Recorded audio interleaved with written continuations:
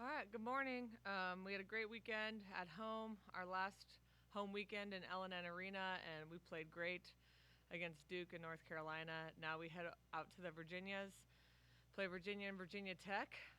So two more weeks of conference, then we head into the NCAA tournament. But I think our team's in a great spot. I think this weekend we showed that we're still improving, which was pretty cool to see, and to send the seniors out on such a high note, um, and to close the season at LNN playing great. Some of our best volleyball of the year was really fun, and it was a great day. What did you see, or what are you still seeing improvement in, and is there still more? I think there's more for sure, and it's crazy to say that this late in the season, but Sophia Maldonado Diaz had one of her best games of the year on Sunday, and I just think she continues to get more comfortable. And then, the setter she goes in with is Naelis, who's our freshman, who also is continuing to improve, which is what a freshman should be doing throughout the whole year. So I think those two are making a little bit of a difference. And then Camden Strand has carved herself a role with serving and playing some defense, and she has the ability to go on a big run. And you need servers that can do that if you want to go far in the postseason.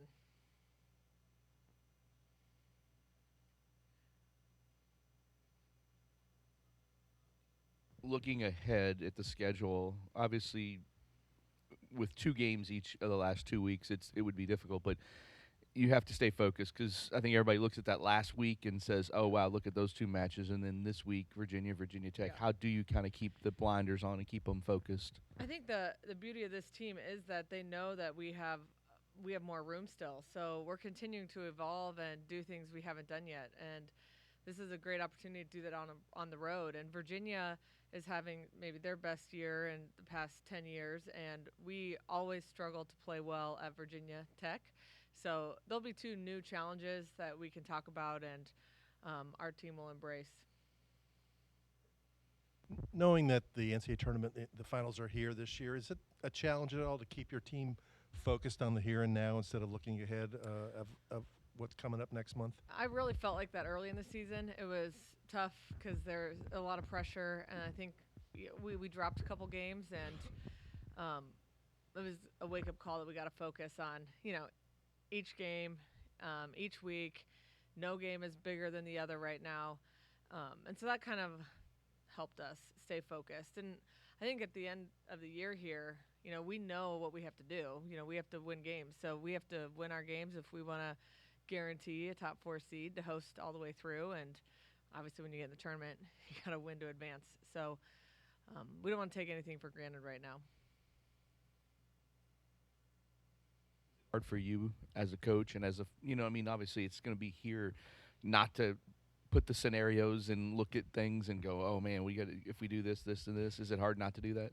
Yeah, and we do that. In the office, we kick around. Oh, what if we draw this team, or what if we have to travel, and or God forbid, what if we have to sit here and watch another team in the Final Four on our home court? So we always talk about that, and I'm sure our players do too. But a lot of time, it's just speculation. And when you get in the gym, there's so much to work on, and so many different things we can do. It's easy to get focused once we get in the practice court. When you look around here, you've played a lot of good teams this year, and there are a lot of good teams in the ACC. How many teams are there in your mind that are good enough to make a Final Four, and how many teams that are good enough to win a national title? It's a great question. I think there's a lot of teams good enough to make a Final Four. This is the most parity we've probably ever seen in the sport of volleyball, and a lot of that has to do with the COVID seniors, and there's just a lot of experience and a lot of really great players. When you think about who the national player of the year could be, it's like crazy. It could be so many different players. So there's players that can take over matches all across the country. So I mean, I think there's 10 teams probably that can 10 or more that can make a Final Four, and then once you get there, anything can happen. So there could be a lot of teams, and a lot of that's based on these amazing seniors and athletes that can take over a match. And those players are scary when you face them in the tournament, no matter what their record has been or what they've done up to that point. In basketball, coaches talk a lot about how advancing is sometimes you match up with better teams. So is that true also in volleyball? Yeah, I think so for sure. I think there's volleyball's a little bit different, but I would agree matchups are very important, and especially when you get into that Sweet 16 Elite 8 games, you want a favorable matchup. With 2 weeks left, we talked about this maybe 2 months ago, but with 2 weeks left, is it going to be easier for the NCAA selection process, and is it easier for coaches to look at teams and, like you just said, with 10 teams, because everybody played each other and looking back?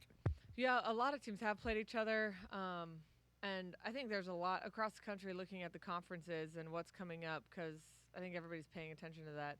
A lot could change in these next 2 weeks, which is a little bit rare. Usually it feels like, okay, these top seeds are cemented, but it really seems like there could be some shuffling around as we near the end of the conference seasons. But I think this year there's going to be a lot of head-to-head, which should be a little bit easier for the committee, but I would hate having their job because there's a lot of great teams and tight teams that you could probably seed, within 3 spots, and they would have great reason.